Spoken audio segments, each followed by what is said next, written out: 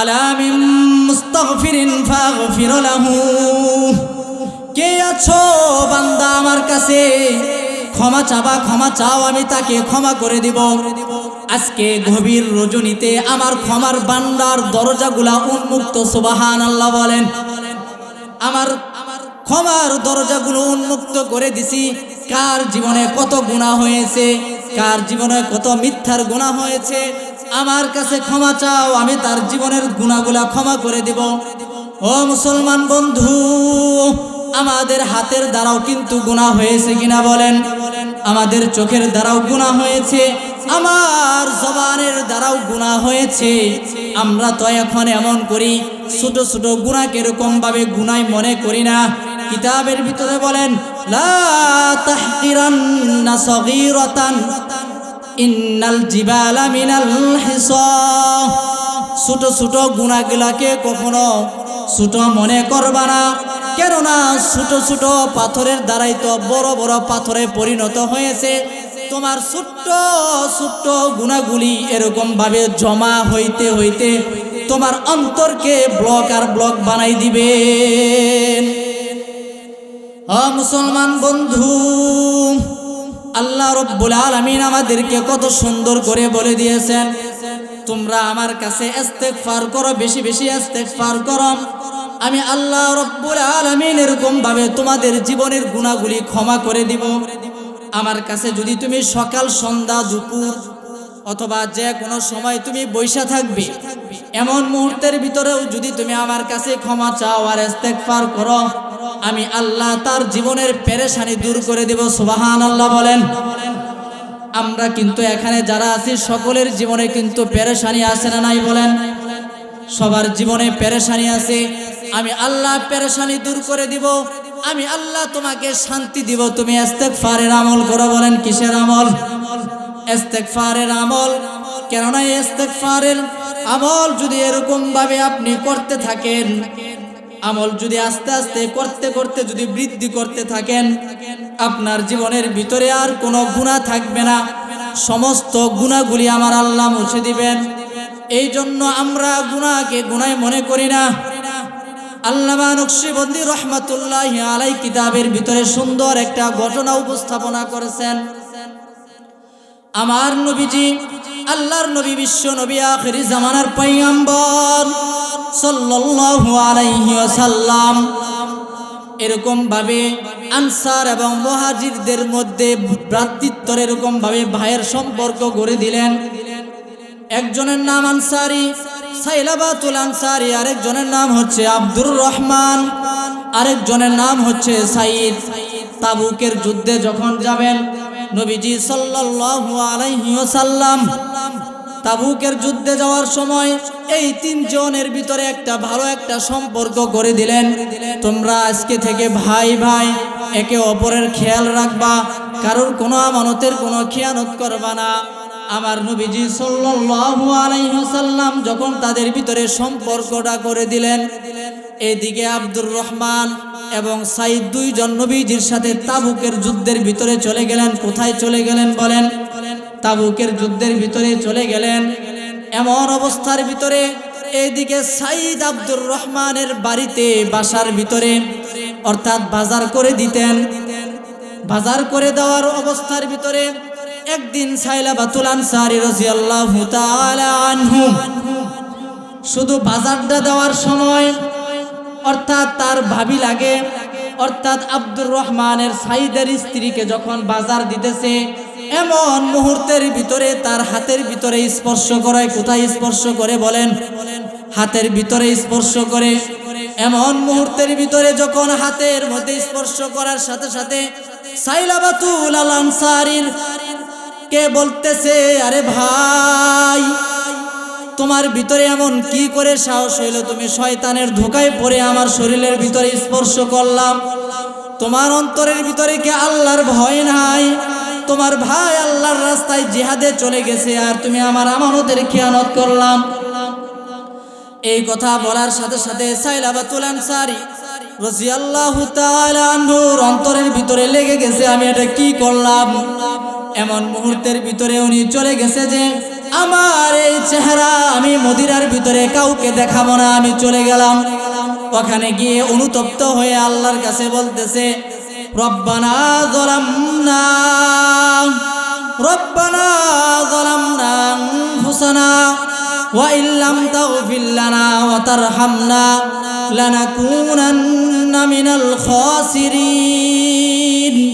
হায় আল্লাহ, আমি সাইলাবাতুল আনসারী, আমি নিজের উপরে নিজে জুলুম করে ফেলেছি, গুনাহের কাজ করে ফেলেছি। আমার এই হাতের দ্বারা আমি আমানতের খিয়ানত করেছি। চোখ দিয়া ঝড় ঝরি পানি পড়তেছে আর আল্লাহর কাছে দোয়া করতেছে। এইদিকে তাবুকের যুদ্ধ থেকে নবীজি, আব্দুর রহমান, সাইদ সকলে যখন চলে আসছে, আয়েশা দেখে সকল সাহাবায়ে কেরাম আছে, অথচ সাইলাবাতুল আনসারী নাই। সাইলাবাতুল আনসারী যদি না থাকে এমন মুহূর্তের ভিতরে কি করা যায়?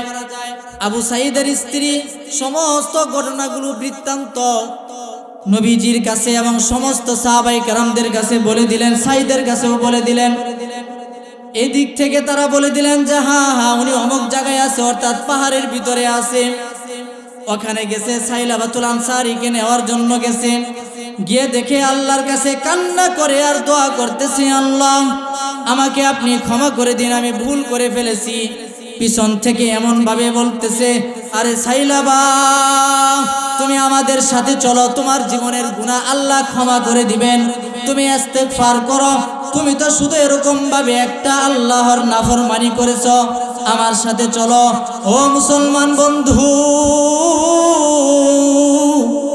আমরা কিভাবে কত বড় বড় গুনাহের কাজ করে ফেলি, তারপরেও আমাদের অন্তরের ভিতরে কোনো অনুশোচনা আসে না, কোনো ভয় লাগে না, কোনো এরকম ভাবে শরম লাগে না। গুনাহের কাজ করতেই থাকি, একের পর এক করতেই থাকি। সাইলাবাতুল আনসারী এরকম ভাবে এই গুনাহটা করার সাথে সাথে তার অন্তরের ভিতরে ভয় ঢুকে গেছে। এখন সাহাবায়ে কেরামদেরকে বলে দিলেন, আরে আবু সাইদ, আব্দুর রহমান, যদি আমাকে তোমরা মক্কায় নিয়ে যেতে চাও তাহলে মনে রাখো আমার হাত দুইটা তোমরা বেঁধে নিবা, আমার পা দুইটা বেঁধে নিবা।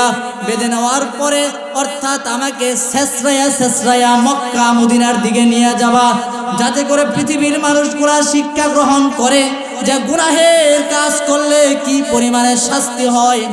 সাইলাবাতুল আনসারীকে হাত বাঁধা হইল, পা বাঁধা হইল, তাকে শেষরায়া মদিনার দিকে নিয়ে যাইতেছে। যখন কাছাকাছি নিয়ে আসছে এমন মুহূর্তের ভিতরে সাইলাবাতুল আনসারী বলতেছে, ওই আব্দুর রহমান ভাই, তুমি মনে রাখো আগে সর্বপ্রথম আমাকে আলীর দরবারে নিয়ে যাও, আমি আলীর কাছে বলে দিব আলী আমার জন্য আল্লাহর কাছে একটু ক্ষমা প্রার্থনা করেন। আলীর কাছে নিয়ে যাওয়ার পরে সমস্ত ঘটনাগুলো শুনলেন। আলী রাদিয়াল্লাহু তাআলা আনহু বলে দিলেন, তোমার ঘটনা অর্থাৎ তোমার যে ভুলটা হয়েছে এটা বড়ই সাংঘাতিক, কিন্তু আমি জানি না আমার আল্লাহ মাফ করবে কিনা। কিন্তু সহকান তুমি আমার থেকে দূর হও, তুমি আমার দরবার থেকে চলে যাও। সাইলাবাতুল আনসারীর চোখ দিয়ে পানি পড়ে, ঠিক আছে সমস্যা নাই, আমি উমরের কাছে যাব। দৌড়াইয়া আস্তে আস্তে উমরের কাছে নিয়ে যাওয়া হইল। উমরের কাছে যাওয়ার পরে সমস্ত ঘটনাগুলো বললেন। উমরও একই কথা বলে দিলেন, সাইলাবা, তোমার এত বড় আমানতের খিয়ানতের ঘটনা, যে ঘটনাটা ঘটেছে, গুনাহের কাজটা যেটা করেছো এটা বড়ই সাংঘাতিক, কিন্তু আল্লাহ রব্বুল আলামিন ক্ষমা করবে কিনা আমি জানি না, কিন্তু তুমি আমার দরবার থেকে চলে যাও। ওমরের কাছ থেকে চলে যাওয়ার পরে মনের ভিতরে একটা আশা নিয়া সিদ্দিক আকবরের কাছে গেছে। আকবরের ব্যাপারে অর্থাৎ আবু বকরের ব্যাপারে বলা হয়, আরহামু উম্মতি বিউম্মতি আবু বকর। পৃথিবীর ভিতরে নরম দিলের যদি কোনো মানুষ হতে থাকে, অর্থাৎ মানুষ যদি হয়, একমাত্র একজন ব্যক্তি আছে, তার নাম হচ্ছে যে সিদ্দিক আকবর। ওমরও আমাকে ফিরিয়ে দিতে পারে, আলীও আমাকে ফিরিয়ে দিতে পারে, কিন্তু আবু বকর আমাকে ফিরিয়ে দিবে না। মনের ভিতরে আশা নিয়ে আবু বকরের কাছে গেছে। আবু বকর তার ঘটনাগুলো শোনার পরে বলতেছে, সাইলাবা, তোমার ঘটনা বড়ই সাংঘাতিক, তোমার গুনাহটাও বড় সেনসিটিভ, এরকম ভাবে তোমার গুনার ক্ষমা আমি জানি না, কিন্তু তুমি আমার থেকে চলে যাও, আমার দরবার থেকে তুমি চলে যাও। এখন কি করবে? সরাসরি রাহমাতুল লিল আলামিন আমার নবী, বিশ্ব নবী, আখির জামানার পয়গম্বর আল্লাহর নবীর কাছে মনের ভিতরে আশা নিয়ে গেছে। সমস্ত সবাই সাহাবাই কেরাম প্রত্যাখ্যান করতে পারে, কোনো সমস্যা নাই, কিন্তু আমার নবী সাল্লাল্লাহু আলাইহি সাল্লাম প্রত্যাখ্যানের কোনো প্রশ্নই আসে না। মনের ভিতরে আশার আকাঙ্ক্ষা নিয়ে যখন নবীর দরবারে প্রবেশ করেছে, সমস্ত ঘটনাগুলো শুনেছে, শোনার পরে বলতেছে, ওই সাইলাবা, তুমি মনে রাখো তোমার ঘটনাটা বড়ই সাংঘাতিক, তোমার গুনাহটাও এরকম ভাবে খুবই ভয়ানক, কিন্তু তুমি আমার থেকেও চলে যাও, আল্লাহ ক্ষমা করবে কিনা জানি না।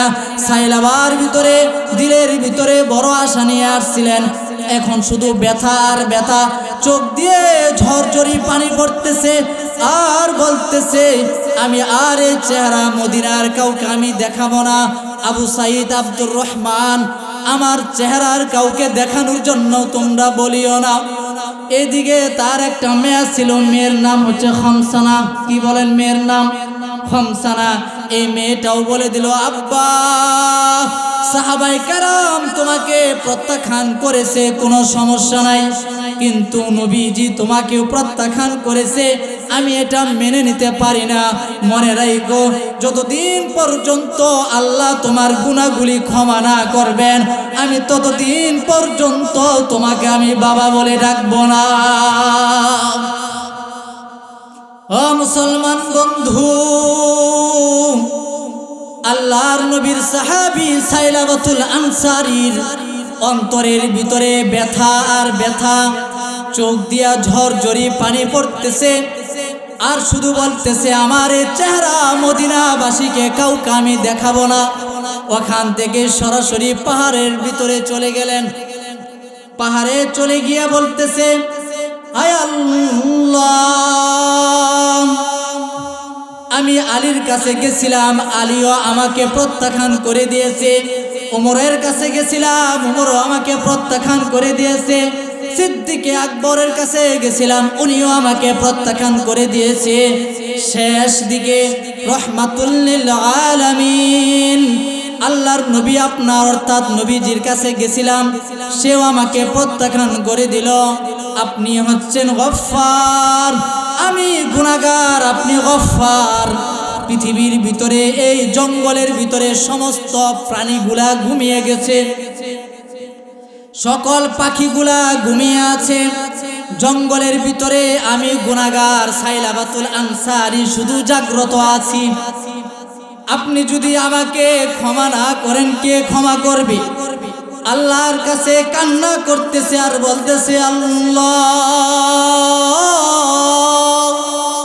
আমার এই হাতের দ্বারা আমি আমানতের খেয়ানত করেছি। ও মুসলমান বন্ধু, আমরা নিজেকে নিজে একটু প্রশ্ন করি, আমাদের হাতের দ্বারা কি কখনো কোনো গুনাহ হয় নাই? কি বলেন? আমার হাতের দ্বারাও গুনাহ হয়েছে। সাইলাবাতুল আনসারী হাতের দ্বারা গুনার কারণে যদি এত অনুতপ্ত হয়, তাহলে আমাদের কি পরিমাণে অনুতপ্ত হওয়া উচিত? আমার চোখের দ্বারা গুনাহের কাজ হয়েছে, আমার তাহলে কিভাবে কি পরিমাণ অনুতপ্ত হওয়া উচিত, অথচ আমি অনুতপ্ত হচ্ছি না।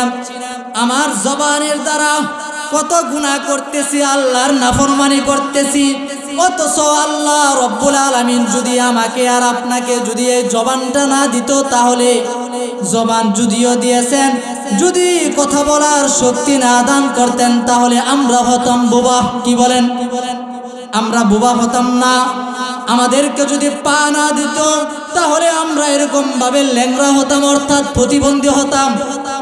আমাদেরকে যদি এরকম ভাবে সুস্থ একটা মস্তিষ্ক, মাথা যদি না দিতেন, তাহলে আমরা হতাম পাগল, আমরা পাগল হতাম। এত কিছু, সব কিছু দেওয়ার পরেও আমরা আল্লাহর নাফরমানি করি, অথচ তওবা করি না, অথচ ইস্তিগফার করি না, আল্লাহর দিকে মুতাওয়াজ্জহ হই না।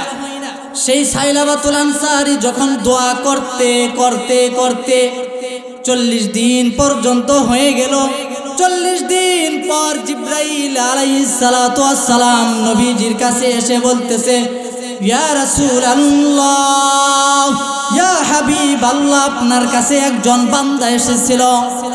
হ্যাঁ এসেছিল তার গুনাহের জন্য। আপনি তাকে বলে দিয়েছিলেন যে তোমার গুনাহ মাফ হবে কিনা জানি না।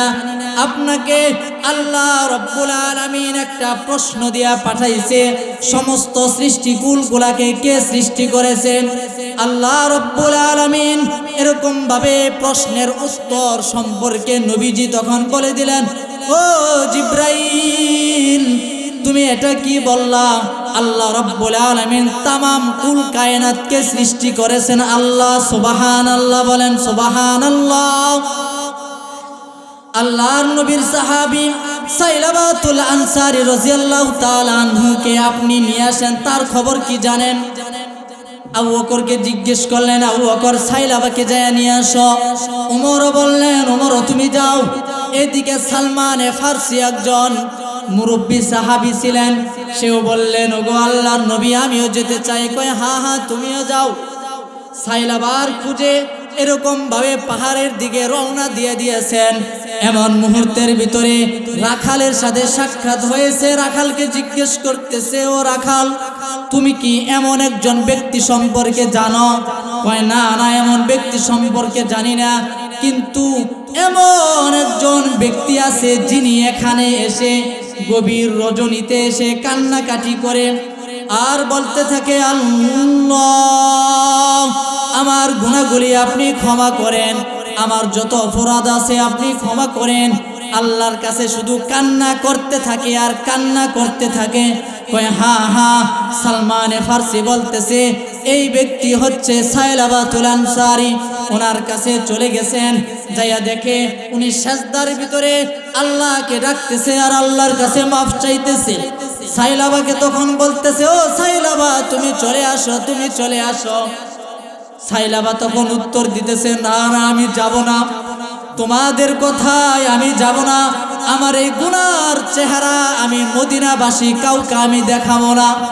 এই কথা বলার পরে ফারুকে আজম তখন বলে দিলেন, ও সাইলাবা, তুমি চিন্তা করিও না, আল্লাহ রব্বুল আলামিন তোমার জীবনের সমস্ত গুনাহগুলি ক্ষমা করে দিয়েছেন। সুবহানাল্লাহ, সুবহানাল্লাহ বলেন। সাইলাবা তখন পিছনের দিকে তাকিয়ে নবীজি অর্থাৎ আল্লাহর নবীর সাহাবীদের সাথে রওনা দিয়ে দিলেন মদিনার পথে। এরকম ভাবে গভীর রজনীতে রওনা দিয়ে দিয়েছেন। আস্তে আস্তে সুবহ সাদিক ফজরের নামাজ শুরু হয়ে গেছে। আল্লাহর নবী, বিশ্ব নবী, আখির জামানার পয়গম্বর ফজরের নামাজের ইমামতি করতেছেন। এমন মুহূর্তের ভিতরে সূরা এরকম ভাবে যে সূরাটা পড়তেছেন, ওই সূরাটা হচ্ছে সূরা তাকাসুর। আলহাকুমুত তাকাসুর হাত্তা যুরতুমুল মাকাবির। এদিকে সাহাবায়ে কেরাম সকলেই দাঁড়িয়ে গেছে নামাজের ভিতরে। সাইলাবাতুল আনসারীও আছে সাথে। আল্লাহর নবী যখন একটা আয়াত পড়ে তখন সাইলাবাতুল আনসারী চিৎকার দিয়ে ফেলে নামাজের ভিতরে। দ্বিতীয় আয়াত যখন পড়ে, হাত্তা যুরতুমুল মাকাবির, এই আয়াত পড়ার সাথে সাথে সাইলাবাতুল আনসারী এমন একটা চিৎকার দেয়। চিৎকার দেওয়ার কারণে এরকম ভাবে ওখানে পড়ে যায়। পড়ে যাওয়ার পরে নামাজরত অবস্থার ভিতরে পড়ে যাওয়ার পরে নামাজের সালাম ফিরানোর পরে নবীজি সাল্লাল্লাহু আলাইহি ওয়াসাল্লাম দেখতেছেন কে পড়ে গেছে। গিয়ে দেখে অন্য কেউ নয়, যার জীবনের সমস্ত গুনাহগুলা ক্ষমা করে দিয়েছেন সেই সাইলাবা নামাজরত অবস্থার ভিতরে এখানে পড়ে আছেন। সাইলাবার কাছে গেছেন, গিয়া বলতেছে, সাহাবাকে বলতেছে, আমার সাইলাবাকে দেখো কি অবস্থা হয়েছে, একজন যাও পানি নিয়ে আসো। মুরব্বী সাহাবী সালমান ফারসিকে বলতেছে, সালমান ফারসি, তুমি পানি খিলাইয়া দাও, দেখো আমার সাইলাবা কথা বলে কিনা। সাইলাবার হাতের ভিতরে এরকম ভাবে অন্য একটা হাত দিয়ে সালমান ফারসি পরীক্ষা করতেছে সাইলাবা জীবিত আছে কিনা না মৃত হয়ে মরে গেছে। সাইলাবার হাতের ভিতরে যখন হাতটা লাগাইছে, কিছুক্ষণ পরে সাইলাবাতুল আনসারীর ব্যাপারে সালমান ফারসি বলতেছে, ইয়া রাসূলুল্লাহ, ইয়া হাবিবাল্লাহ, আপনার সাইলাবার জন্য আর পানির প্রয়োজন হবে না, আপনার সাইলাবার জন্য আর পানি লাগবে না, আপনার সাইলাবা এখনই দুনিয়া থেকে চলে গেছে। আমার নবীজি সাল্লাল্লাহু আলাইহি ওয়াসাল্লাম দেখে একটু নিশ্চুপ হয়ে গেলেন, কেননা এরকম ভাবে আমাদেরও কিন্তু একদিন চলে যেতে হবে কিনা বলেন। আমরাও সব কিছু ছেড়ে চলে যাব, আমাদের কোনো কিছুই থাকবে না। कैसी कैसी ताजदार ও पादशाह जलवा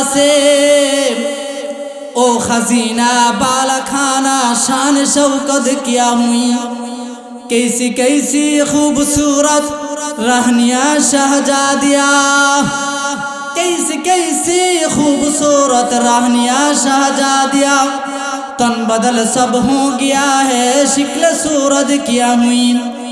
ऐ बरादर जी जहानत रफ्तनस्त जाने बा इज़राइल आखिर दादनस्त, बाप बाई माँ बहन फरजंद जनाओ यारगार, आशिक माशूक नौकर बंदे खदमत गुजार, कम आने का नहीं हर एक जुदा हो जाएगा, कम आने का नहीं और एक जुदा हो जाएगा, बल्कि एक एक उस्बे दुश्मन जन का हो जाएगा।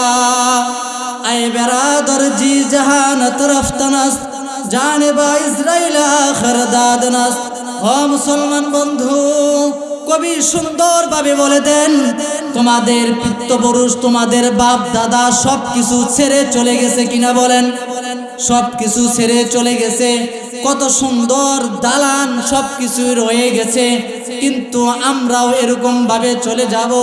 আমাদের সাথে শুধু এরকম ভাবে যাবে আমল আর নেক আমল।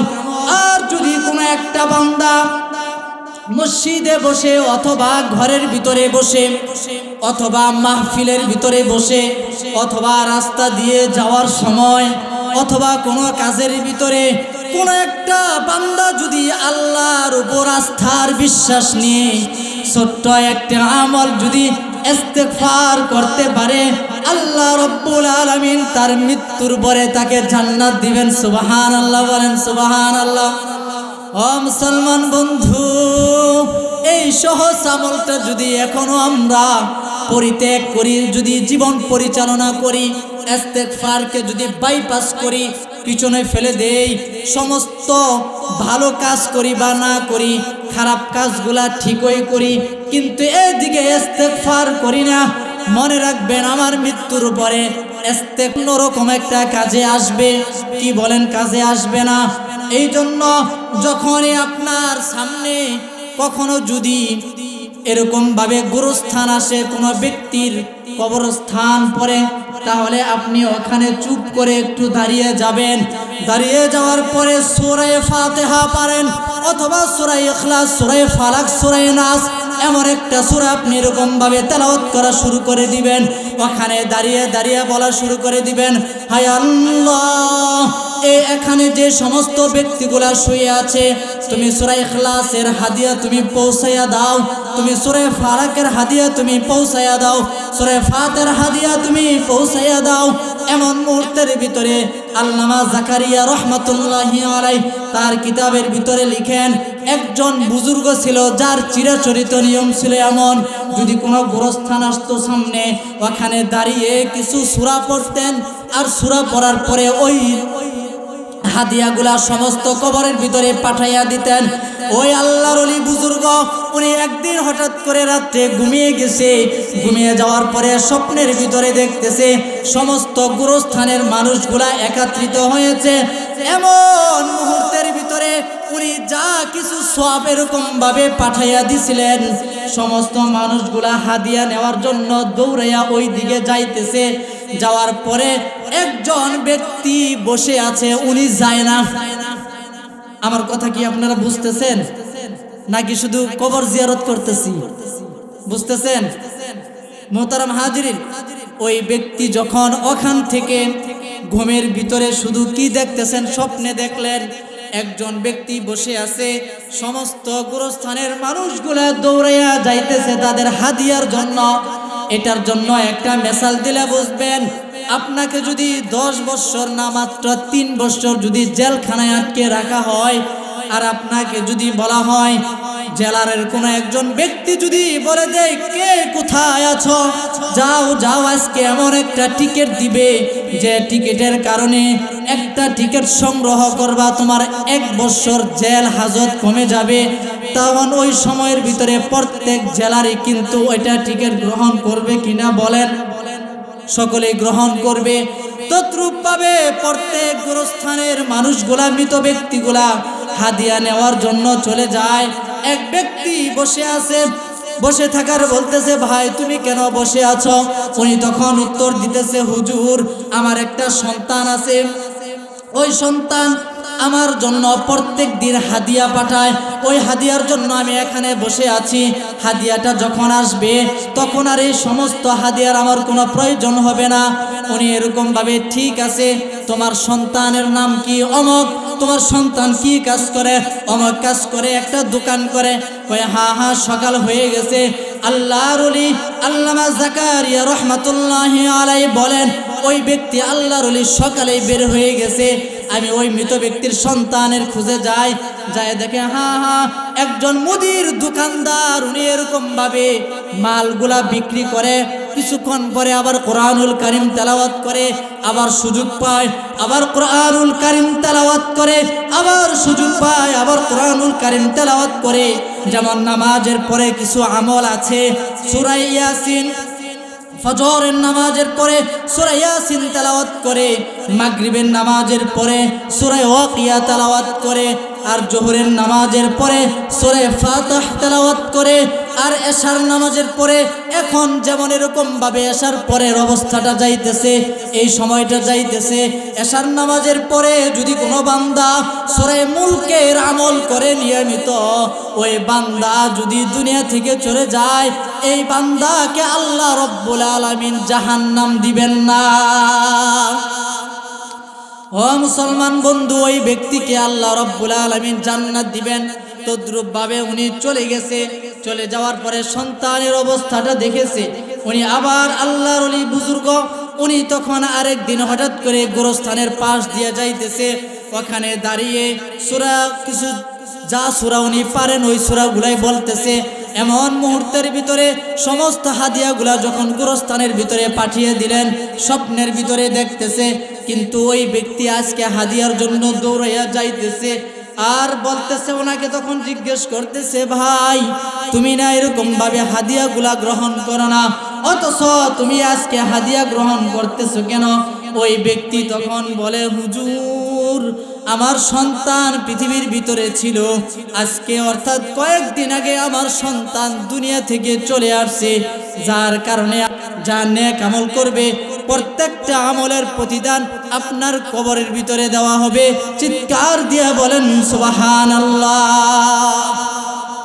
মুহতারাম হাজিরিন, এখন আমরা এখান থেকে একটা জিনিস স্পষ্ট বুঝতে পারলাম, আমরা যদি ইহকালীন শান্তি আর পরকালীন যদি মুক্তি পেতে চাই, আপনি শান্তির জন্য আমি প্রথমে বলে দিছি, আপনি শান্তি চান, পেরেশানি থেকে মুক্ত হতে চান, আপনি অভাব অনটন থেকে পরিত্রাণ পেতে চান, তাহলে আপনাকে ইস্তেগফারের আমলের কোনো এই সহজ আমলের থেকে বিকল্প কোনো আমল নাই।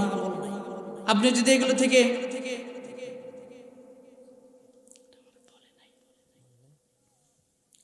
মুহতারাম হাজিরিন, এই জন্য এখান থেকে অবশ্যই আমাদের কি করতে হবে? আমল করতে হবে। এখন আমি আপনাদেরকে সবাইকেই একটু সকলে একটু তাকবীর দিবেন, নারায়ে তাকবীর। আল কোরআনের আলো, আল কোরআনের আলো, নারায়ে তাকবীর। মুহতারাম হাজিরিন, এখনো যারা আমরা এদিক সেদিক ঘোরাফেরা করতেছি, আর যারা ভাবতেছি যে আমি তো শুয়ে শুয়ে আলোচনা শুনতেছি, তাহলে আপনি ভুল করবেন, কেননা ইস্তেগফারের আমলের কথা চলতেছে। আরেকটা আমল আছে, যে আমলটা যদি আপনি করতে পারেন, আপনি ইহকালীন শান্তি আর পরকালীন মুক্তি পাবেন। সুবহানাল্লাহ বলবেন না? একবারে সহজ আমল, যে যত বেশি করবেন সে তত বেশি শান্তি পাবেন। বিপদ থেকে মুক্তি সবাই কি পেতে চান না? কি বলেন, চান সবাই? আপনারা হঠাৎ মৃত্যু থেকে পানা চান না? হঠাৎ অসুস্থতা থেকে, কি বলেন, হঠাৎ অসুস্থ থেকে মৃত্যু চান না? অবশ্যই চান, পরিত্রাণ চান। কেন? যে আপনার জীবনের ভিতরে যদি টাকার বিনিময়ে যদি এইগুলা পাই, আমি বিশেষ করে আমি নিজে দেওয়ার জন্য সব সময় প্রস্তুত। আপনারা দেওয়ার জন্য প্রস্তুত আছেন? এখানে যারা আছি সকলেরই একটা মনের ভিতরে আশা আকাঙ্ক্ষা অবশ্যই আছে। আমি যতটুকু মনে করি, দুনিয়ার ভিতরে যেমন ঘরের মালিক হয়েছি, জান্নাতের ভিতরেও আমি নিজে একটা ঘরের মালিক হব, এমন আশা নাই আমাদের? সবার আছে? আপনাদের এরকম ভাবে পৃথিবীর ভিতরে অনেক বাদশাহ অতিবাহিত হয়েছে। একজন বাদশাহ, ওনার নাম হচ্ছে বাদশাহ হারুনুর রশিদ। ওনার নাম কি? একটু জোরে বলেন, কি নাম? বাদশাহ হারুনুর রশিদ। বাদশাহ হারুনুর রশিদের জামানার ভিতরে উনি চিন্তা ভাবনা করলেন, অনেক আমল করেছি, অনেক কিছু করেছি। মনের ভিতরে শেষ একটা আকাঙ্ক্ষা হচ্ছে যে আমি একাই একটা মসজিদ নির্মাণ করব। খুব ভালো করে বুঝবেন কি করতে চেয়েছেন উনি। আবার বলেন, কি নির্মাণ করতে চেয়েছেন? মসজিদ। আমি একাই মসজিদ নির্মাণ করব, যাতে করে এখানে কারোর কোনো অবদান না থাকে, কেউ এই কথা বলতে না পারে যে এরকম ভাবে এখানে শুধু বাদশাহ হারুনুর রশিদেরই অবদান আছে আর কারোর কোনো অবদান নাই। সবাইকে জানিয়ে দিলেন যে এখানে কেউ কোনো অনুদান দিবা না, এখানে কারোর কোনো সাহায্য নেওয়া হবে না, শুধু আমি একাই বাদশাহ হারুনুর রশিদ, আমার শুধু এখানে অবদানে আমার অর্থের দ্বারা এই মসজিদটা নির্মিত হবে। মুসলমান বন্ধু, আল্লাহর নবী, বিশ্ব নবী, আখির জামানার পয়গম্বর সাল্লাল্লাহু আলাইহি ওয়াসাল্লামের উম্মত বাদশাহ হারুনুর রশিদ, তার দিলের ভিতরে একটা আশঙ্কা হচ্ছে যে আমি কি করব, একা একটা মসজিদ নির্মাণ করব। এমন মুহূর্তের ভিতরে সবাইকে যখন জানিয়ে দিলেন, ও বন্ধু, তোমরা মনে রাখো, তোমরা এরকম ভাবে আমার এই মসজিদের ভিতরে কোনো অবদান রাখবা না, কোনো অনুদান তোমরা দিবা না। হ্যাঁ, তোমাদের শুধু অবদান এতটুকুনি যে তোমরা কি করবা, দোয়া করবা এই মসজিদের জন্য। যেমন কথা তেমন কাজ। বাদশাহ হারুনুর রশিদ তখন এমন মুহূর্তের ভিতরে একা একাই তখন মসজিদটা নির্মিত করে ফেললেন। এমন মুহূর্তের ভিতরে আল্লাহ রাব্বুল আলামিন বাদশাহ হারুনুর রশিদ এরকম ভাবে যখন ঘুমিয়ে গেছে, এমন মুহূর্তের ভিতরে বাদশাহ হারুনুর রশিদ স্বপ্নে দেখতেছে তার জন্য জান্নাতের ভিতরে একটা ঘরের মালিক বানিয়ে দেওয়া হয়েছে। সুবহানাল্লাহ বলেন। বাদশাহ হারুনুর রশিদের জন্য যখন ঘরটা এরকম ভাবে জান্নাতের ভিতরে দেখতেছে, তার অন্তরের ভিতরে ভালো লাগতেছে। এমন মুহূর্তের ভিতরে একজন ফেরেশতা এসে বলতেছে, ওগো বাদশাহ, আপনি দুনিয়ার ভিতরে বাদশাহ ছিলেন, জান্নাতের ভিতরে আপনার জন্য একটা ঘরের মালিক বানিয়ে দেওয়া হয়েছে, কিন্তু এই যে আরেকটা দেখেন পাশে একটা ঘর আছে, এই ঘরের দিকে নজর দিয়েছে। নজর দেওয়ার সাথে সাথে ওই ঘরের দৃশ্যটা এমন একটা সুন্দর ছিল, সমস্ত কিছু দরজা, সমস্ত কিছু অবকাঠামোগুলা এত সুন্দর ছিল, এত মনোমুগ্ধকর ছিল, এমন মনোমুগ্ধকর ছিল যে যে যে যে দেখবে তারই ভালো লেগে যাবে। এমন মুহূর্তের ভিতরে বাদশাহ হারুনুর রশিদ উনি জিজ্ঞেস করলেন, ও ফেরেশতা, এটা কার জন্য ঘর নির্মাণ করা হয়েছে? বাদশাহ হারুনুর রশিদকে বলে দিলেন, হ্যাঁ, এটা হচ্ছে আপনারই একজন প্রজা, সাধারণ একজন প্রজা, নাম হচ্ছে আব্দুর রহমান। বাদশাহ হারুনুর রশিদ এরকম ভাবে ঘুম থেকে জাগ্রত হয়ে গেছে। সকালবেলায় ফজরের নামাজের পরে সমস্ত প্রজাদেরকে ডেকে বলতেছে, ও আমার স্থানীয় ব্যক্তিরা, এমন এমন একটা ঘটনা ঘটেছে। আমি স্বপ্নের ভিতরে দেখলাম আমি মসজিদ নির্মাণ করেছি একটা পৃথিবীর ভিতরে, কিন্তু আল্লাহ রাব্বুল আলামিন আমাকে জান্নাতের ভিতরে একটা ঘরের মালিক বানাইয়া দিছে, কিন্তু পাশে আরেকটা ঘর আছে, আর ওই ঘরের মালিক হচ্ছে দুনিয়ার ভিতরে, নাম তার আব্দুর রহমান।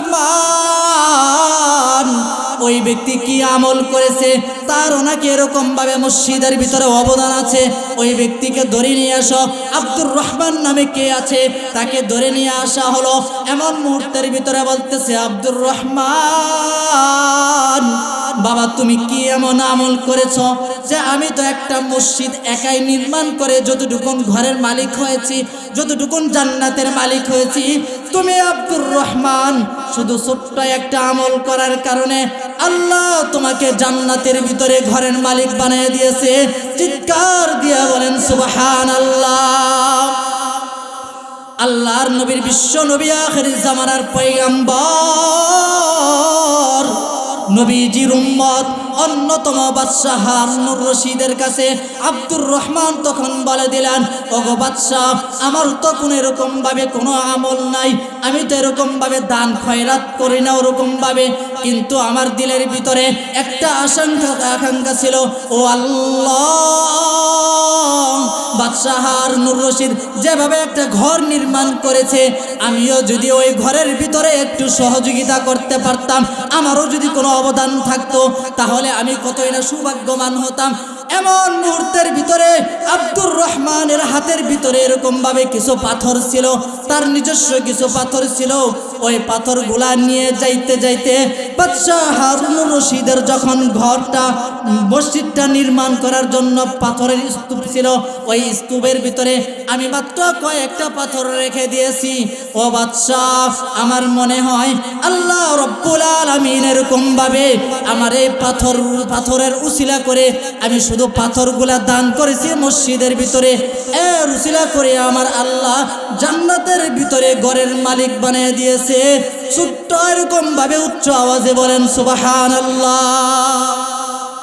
মুহতারাম হাজিরিন, আমরাও যদি জান্নাতের ভিতরে ঘরের মালিক হতে চাই, আমাদেরকেও আল্লাহর ঘরে পৃথিবীর ভিতরে দান করতে হবে কিনা বলেন? দান করতে হবে না? এই জন্য সংক্ষিপ্ত আকারে আমার অন্যতম একজন রাহাবর এবং সকলেরই পরিচিত একজন মুখ, আন্তর্জাতিক খ্যাতি সম্পন্ন, আপনাদের সকলেরই শ্রদ্ধাভাজন মুফতি আবু ইউসুফ সাহেব দামত বরকাতুল আলিয়া উনি চলে এসেছেন। তার কিছু আগে আমি আপনাদেরকে মসজিদের কালেকশন সম্পর্কে সংক্ষিপ্ত আকারে বলে দিলাম। সকলেরই যদি জান্নাতের ভিতরে আশা থাকে যে আমি নিজে ঘরের মালিক হব, তাহলে আপনাকে অবশ্যই দান করা ছাড়া কি কোনো বিকল্প আছে? একটু জোরে বলেন, আছে? এখানে কে আছেন এমন বাবা যে যিনি নাকি মসজিদের জন্য 10,000 টাকা দান করবেন? আমি এখানে মন ভরে দোয়া করব। আপনাদের যিনি প্রধান বক্তা আছেন উনিও দোয়া করবেন, আপনার সমস্ত আশা আকাঙ্ক্ষা আল্লাহ তাআলা পুরা করবেন। মাত্র 10,000 টাকা কে আছেন? একটু দাঁড়িয়ে যাই। তার পিতামাতার জন্য, তার সন্তানাদির জন্য, তার নিজের জন্য দোয়া করা হবে। এমন কে আছি ভাই? একটু দাঁড়িয়ে যায়, একটু দাঁড়িয়ে যায়। 10,000 টাকা, মাত্র 10,000 টাকা। আমি তো কিছুক্ষণ আগেও বলেছি, কেসি কেসি তাজদারু পাদশাহ জলবাসে ও খাজিনা বালা খানা শানে শওকত কিয়া হুই। আপনি 5 তলা 3 তলা 4 তলা ফ্ল্যাট করছেন, আমি আর আপনি মরতে দেরি, আপনাকে প্রথম তলা না উঠান থেকে আপনাকে দূর করতে একটা সেকেন্ডও দেরি করবে না। দেরি করবে? কি বলেন, দেরি করবে? যদি নাই করে তাহলে আপনি কার জন্য কি করতেছেন? এই জন্য 10,000 টাকা কে আছি ভাই? একটু দাঁড়িয়ে যায়, তার জন্য দোয়া করবে ইনশাআল্লাহ। 10,000 টাকা কেউ নাই? 10,000 টাকা দিব? আচ্ছা তাহলে আবর্তনের 5,000 টাকা কে আছি যে 5,000 টাকা দান করবে? একটু দাঁড়িয়ে যাই, তার জন্য মন ভরে। হুজুর আসছেন, মুসাফির মানুষ, উনিও দোয়া করবেন, তার জন্য আমরা দোয়া করব, মন ভরে দোয়া করব। আল্লাহ তার সমস্ত হায়াতের মধ্যে বরকত দান করবেন। কেউ নাই যে 5,000 টাকা দিব? কি বলেন মুহতারাম হাজরিন? 5,000 টাকার কেউ নাই? দাঁড়িয়ে যান, 5,000 টাকার জন্য দাঁড়িয়ে যান। কে কে আছি? দাঁড়িয়ে যাই। আলহামদুলিল্লাহ, 10,000 টাকার জন্য আল্লাহর একজন বান্দা, সবাই বলেন মারহাবা।